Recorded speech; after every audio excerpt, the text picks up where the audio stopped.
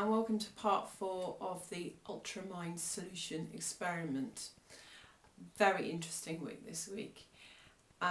So yeah, I've done 3 weeks, so probably a little bit more at the time making this video, but I'm just over halfway through this experiment.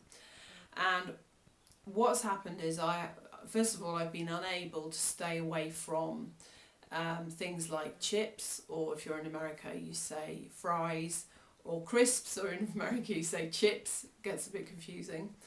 Basically things with potatoes that are cooked in crappy trans fats, hydrogenated fats. And the reason for that is that I haven't spent enough time cooking. What's happened is that I've been in such a good frame of mind. I've really started to make some leap forwards in my business, which is Sugarholics, spelled without an R, which is I help people get off sugar and compulsive eaters. So I'm coaching other people. And so this has been so excited. I haven't wanted to cook, and I know this is not I know this is something I always need to work on, and it's part of my thing of my history with compulsive eating.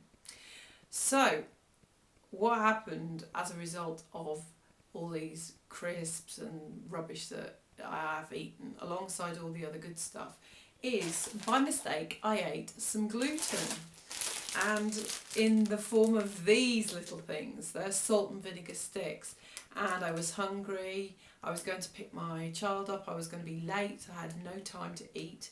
So I thought, oh, they've just got potatoes in them, and I'm cheating a bit, but potatoes and fats, they're not really as bad as, say, eating gluten or sugar. And then I was going to go and have another packet after, and I thought I'll just check the ingredients, and they've got wheat gluten in them.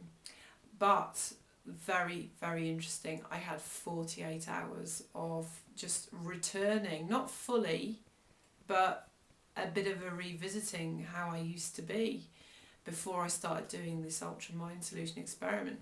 So I had an argument with my husband, and I noticed that the whole of the next day, when I was with the kids, I was really likely to snap at them, and I haven't been snapping at them while I've been doing this experiment. And the other thing was, it's quite embarrassing, I took my youngest to see Tinkerbell at the cinema. And the thing is that what I used to do was, when I'd go and see any sort of film, even if it was a bit stupid or whatever, I would have this emotional reaction. So, there's bits in Tinkerbell where it's like, oh no, we have to be separated, and all this sort of stuff. And I would just get emotional. And I used to say to myself, well, I'm just a really emotional person. I can't help it.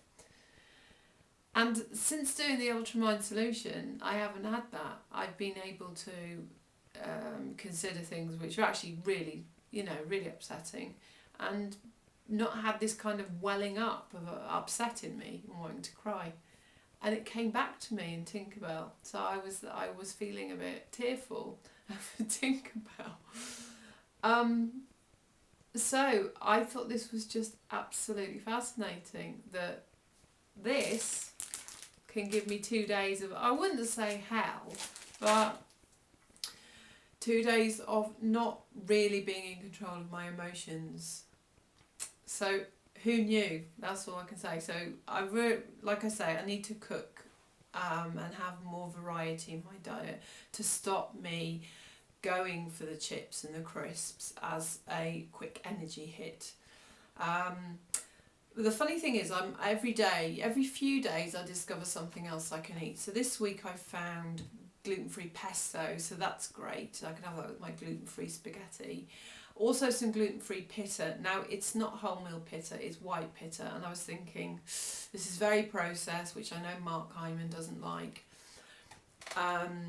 Is it going to make my blood sugar go up through the roof? But I thought, well, I wanted something, I just wanted something different. I was getting a bit bored, and I had some, and it didn't affect my blood sugar. So I think as long as I don't start going overboard, and they're quite expensive, so I'm not really going to, as long as I keep them in moderation, I think the gluten-free pit is okay, because I can see going forward that gluten is no longer an option for me.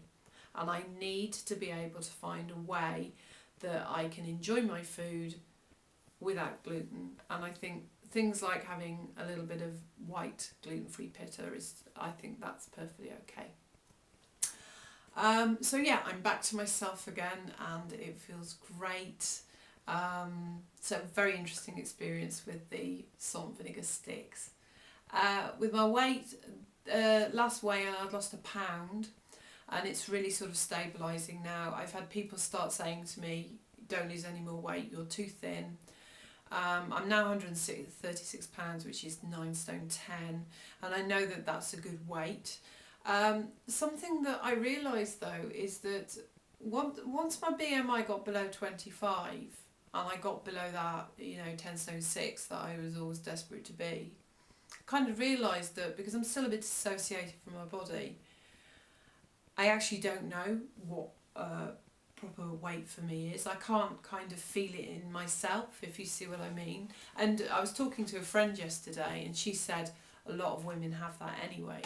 And it occurred to me that the way that I'm eating with the ultramind solution is not, it's not perfect because I'm not doing the thing perfectly, but compared to the way I've eaten before, this is much more in tune with how I should be. It's my brain's not in this toxic state of disarray that it's been in for so many years. So that says to me that the way I'm eating now is kind of the best natural way for me, and that in fact this could be showing me what my best natural weight is as well.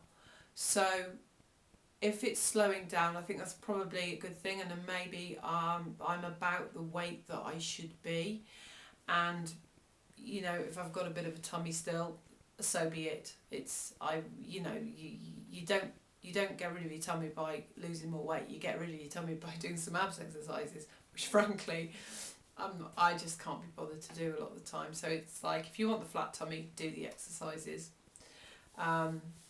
So yeah, it's a good, this is one of the side effects that I hadn't expected, is that it's allowing me to maybe find out what a good weight for me is. One thing I'd say to you, if you've got this feeling of disassociation from your body, there's some really good exercises you can do.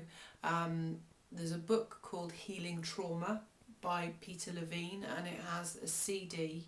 And you can listen, you can do exercises, whether you've been through trauma or not. I think it's very, very helpful.